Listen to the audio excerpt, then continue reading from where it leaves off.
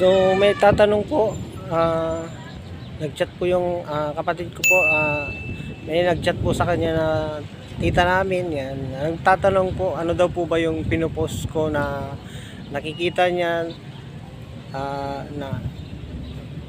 na loan, about sa loan po yan.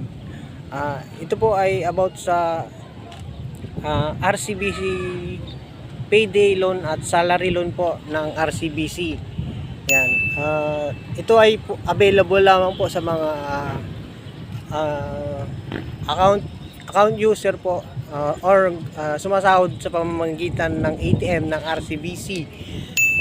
Yun po. At bago ka po makapag-loan, kailangan po munang mag-register po sa RCBC Pulse. Gamit po ang iyong payroll account na kung saan ka po sumasahod sa company po ninyo or sa agency ninyo. Yan. So kailangan pong meron ka pong payroll account po sa RCBC. Pagkatapos po noon ay mag-i-enroll ka po doon sa RCBC Pulse app para magkaroon ka po ng online account. At doon mo po makikita kung may lalabas po na loan offer sa iyong RCBC account. Yun. So pagka may RCBC account ka na po, pwede mo na po siyang buksan, ma-access kagaya po ng GCash, Paymaya, mga ganun po, mga online e-wallet yan. So ang RCBC Pulse po ay pwede mo na rin ma-access sa cellphone mo or yung sahod mo ay makikita mo na doon sa iyong RCBC Pulse app gamit lang ang cellphone mo. Yun. So sa tanong po niya na magkano daw po bang interest, ang interest po niya ay 0.88%.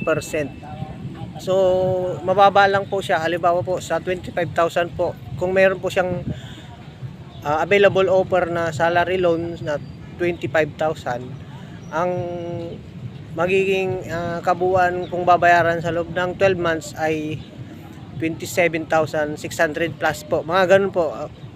Bali 2,000 plus lang yung pumatong po na interest sa loob ng 12 months sa halagang 25,000 po. Depende po yan sa offer ni RCBC. Si RCBC po yung nagde-decide kung magkano po yung lalabas na offer sa inyong account kung sakali pong meron ka na pong account.